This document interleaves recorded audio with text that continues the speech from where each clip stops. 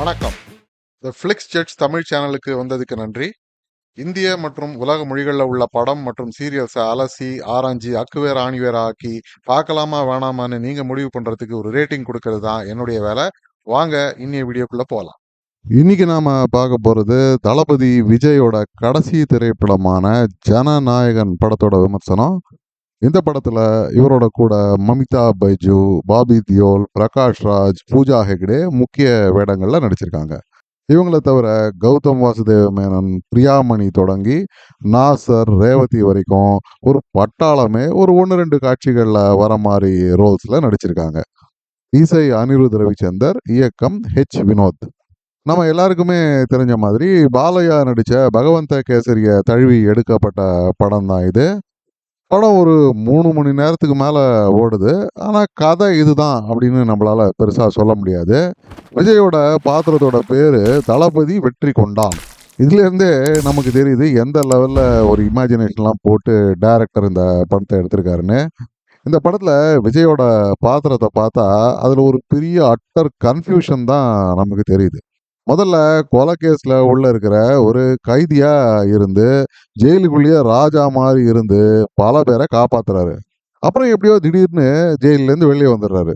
அதுக்கப்புறம் திடீர்னு ஒரு சின்ன பொண்ணை வளர்க்க வேண்டிய ஒரு சூழல்ல மாட்டிக்கிறாரு. அந்த பொண்ணுக்கு அப்பாவா ஒரு 15 வருஷம் தன் வாழ்க்கையை தியாகம் பண்ணி அந்த பொண்ணை வளர்க்குறாரு. ஒரு ஸ்டேஜ்ல ஒரு ஃபிளாஷ்பேக்ல ஏதோ மலைவாழ் காட்டுவாசிகளுக்கு காவலனா ஒரு 30-40 பேரை வெட்டி சாய்ச்ச ஒரு வீரனா ஒரு கதையை சொல்றாங்க. அதுக்கப்புறம் இன்னொரு ஃபிளாஷ்பேக்ல ஊழல், ரவுடித்தனம் இதெல்லாம் செய்யற ஒரு அரசியல்வாதியான பிரகாஷ் ராஜா எதிர்த்து நிக்கிற போலீஸ் இன்ஸ்பெக்டரா வேற வராரு. இதுக்கப்புறம் கிளைமேக்ஸ்ல மிலிட்ரி செய்ய வேண்டிய வேலையை இவரே மமிதா பைஜுவோட சேர்ந்து ஒரு மிலிட்ரி மேனாவும் ஆயிடுறாரு. இது எல்லாத்துக்கும் மேல படம் முழுக்க அரசியல் பிரவேசத்தை குறிக்கிற மாதிரி பல பல வசனங்கள் பேசி ஒரு அரசியல்வாதியாகவும் வராரு. இத்தனை ட்ராக்கையும் ஓட்டுறதுக்குள்ள ஒரு 1.5 மணி நேரம் ஓடிடுது. இன்டர்வலுக்கு அப்புறம் ஒரு 1/2 மணி நேரத்துக்கு அவ்வளவா விஜய் வரமாட்டாரு. அந்த நேரத்துல படத்தோட மெயின் வில்லன்களான பாபி தியோல், பிரகாஷ் ராஜ் மற்றும் பலரோட ஒரு குழப்பமான பேக் ஸ்டோரியை காட்டுவாங்க. ஐபிஎஸ்ஸா இருக்கிற பாபி தியோல் இன்டர்நேஷனல் வில்லனா எப்படி மாறுறாரு அப்படிங்கிறது எனக்கு சுத்தமா புரியவே இல்லை. ஏதோ ஹாலிவுட் படங்களை பார்த்து இன்ஸ்பயர் ஆகாம மறுபடியும் கன்ஃபியூஸ் ஆகி எழுதப்பட்ட ஒரு பாத்திரமா தான் இதுவும் எனக்கு தெரியுது. எல்லாத்தையும் விட பெரிய குழப்பம் கிளைமேக்ஸ் தான். வில்லனோட அந்த கிராண்ட் பிளான் தான் என்ன அப்படிங்கிறது படத்தை பார்த்து முடிச்ச பிறகு கூட தெளிவா எனக்கு புரியவே மாட்டேங்குது. நடுநடுவில் Pakistan, Africa, robotic soldier, drone அப்படி இப்படின்னு யாருக்குமே புரியாத விஷயங்கள் வேற இதுல வருது.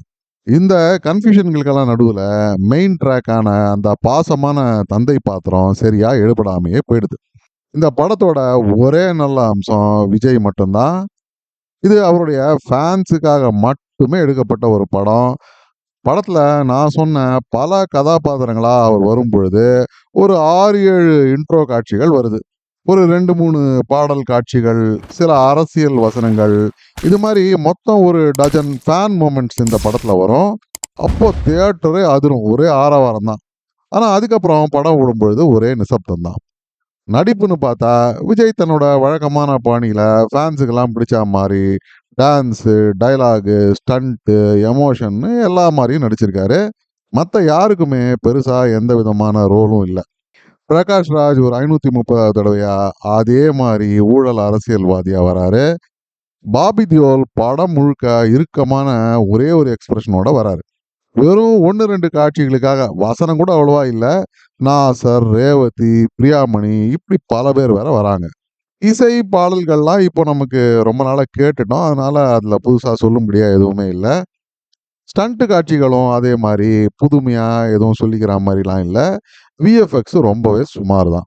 இந்த படம் இப்படி வந்திருக்கிறதுக்கு மெயின் காரணம் ஒரு கிரியேட்டிவிட்டியோ அல்லது இமேஜினேஷனையோ யூஸ் பண்ணாம இயக்குனர் வினோத் இந்த படத்தை எடுத்திருக்கிறது தான். வெறும் விஜயோட ஸ்டார் பவரை மட்டுமே நம்பி வேற எதையிலுமே கேர் எடுக்காம செய்யப்பட்ட ஒரு படம் தான் இது. அப்போ இந்த படத்தை பார்க்கலாமா வேணாமான்னா நீங்க விஜய் ஃபேனா? அப்ப கேள்வியே இல்லை. அவரை திரையில பார்க்க கடைசி ஆப்பர்ச்சுனிட்டி இதுதான். அதனால குடும்பத்தோடையோ இல்ல ஃப்ரெண்ட்ஸோடையாவது போய் தியேட்டர்ல க்ரௌடோட பாருங்க. அப்பதான் நான் சொன்ன அந்த ஒரு டஜன் ஃபேன் மொமெண்ட்ஸையாவது நீங்க என்ஜாய் பண்ணி பார்க்க முடியும். மத்தபடி வேற யாரையுமே இந்த படம் சாட்டிஸ்ஃபை பண்ணவே பண்ணாது. இந்த படத்துக்கு ரேட்டிங்லாம் குடுக்க வேண்டிய அவசியமே இல்ல. ரேட்டிங்லாம் பார்த்து போக வேண்டிய படமும் இது இல்ல. மீண்டும் ஒரு முறை இன்னொரு விமர்சனத்தோட உங்களை சந்திக்கும் வரை நன்றி, வணக்கம். இந்த வீடியோ பிடிச்சிருந்ததுன்னா லைக் பண்ணுங்க, ஷேர் பண்ணுங்க, சப்ஸ்கிரைப் பண்ணுங்க. உலகத்தரமான படம் மற்றும் சீரியல்களை நீங்க பார்க்கணுங்கிறதுக்காக பல சினிமா சீரியல்களை பார்த்து அதிலேருந்து சரியானதை மட்டும் அடையாளம் காட்டுறது தான் இந்த சேனலோட குறிக்கோள். நன்றி.